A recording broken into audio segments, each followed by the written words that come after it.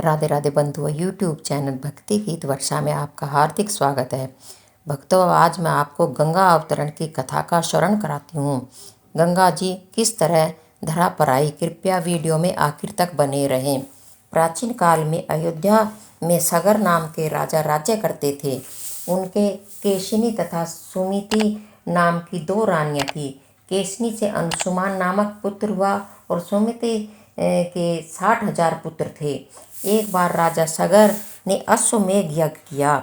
यज्ञ की पूर्ति के लिए एक घोड़ा छोड़ा। इंद्र यज्ञ को भंग करने हेतु घोड़े को चुराकर कपिल मुनि के आश्रम में बांधाए। राजा ने यज्ञ के घोड़े को खोजने के लिए अपने 60,000 पुत्रों को भेजा। घोड़े को खोजते खोजते वे कपिल मुनि के आश्रम में पहुँचे तो उन्होंने यज्ञ के घोड़े को वहाँ बंधा पाया। उस समय कपिल मुनि तपस्या कर रहे थे। राजा के पुत्रों ने कपिल मुनि को चोर चोर कहकर पुकारना शुरू कर दिया। कपिल मुनि की समाधि टूट गई तथा राजा के सारे पुत्र कपिल मुनि की क्रोधाग्नि में जलकर भस्म हो गए। अंशुमान पिता की आज्ञा पाकर अपने भाइयों को खोजता हुआ जब मुनि के आश्रम में पहुंचा तो महात्मा गरुड़ ने उसके भाइयों के भस्म होने का सारा वृत्तांत कह सुनाया। गरुड़ जी ने अंशुमान को यह भी बताया कि यदि इनकी मुक्ति चाहते हो तो गंगा जी को स्वर्ग से धरा पर लाना होगा। इस समय अश्व को ले जाकर अपने पिता का यज्ञ पूर्ण कराओ। इसके बाद गंगा को पृथ्वी पर लाने का कार्य करना।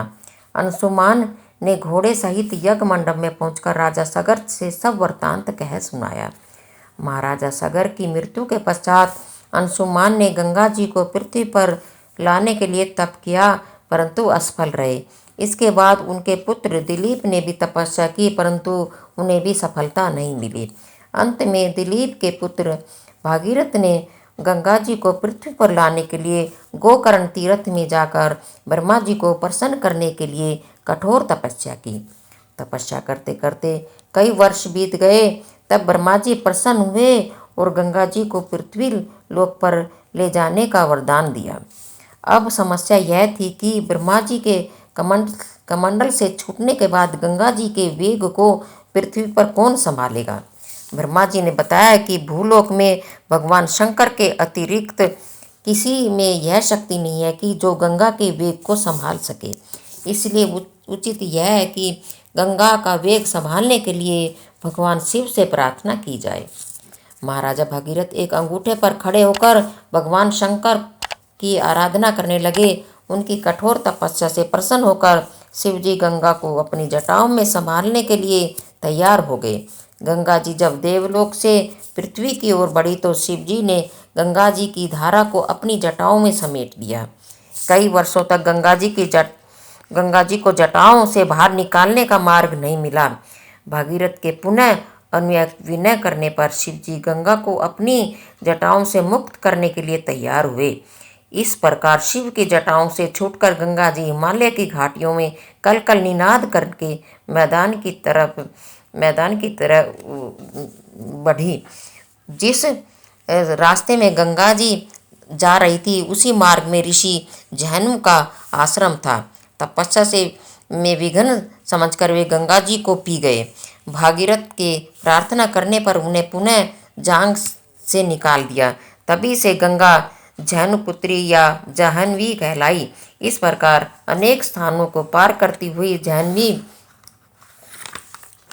ने कपिल मुनि के आश्रम में पहुंचकर सागर के 60,000 पुत्रों के भस्म अवशेषों को तारकर मुक्त किया। उसी समय ब्रह्मा जी ने प्रकट होकर भागीरथ के कठिन तप तथा सगर के 60,000 पुत्रों के अमर होने का वर दिया तथा घोषित किया कि तुम्हारे नाम पर गंगा जी का नाम भागीरथी भी होगा। अब तुम जाकर अयोध्या का राज संभालो। ऐसा कहकर ब्रह्मा जी अंतर ध्यान हो गए। बंधु, चैनल को लाइक शेयर एंड सब्सक्राइब करें और बेल आइकन भी दबाएं जिससे कि आपको नई वीडियो की जानकारी मिल सके। ओम नमः शिवाय। हरि ओम नमः शिवाय। ओम नमः शिवाय।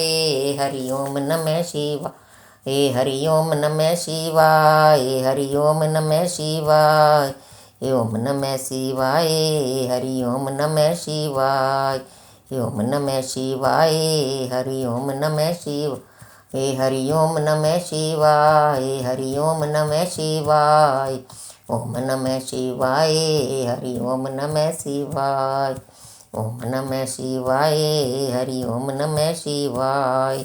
बोल गंगा मैया की जय।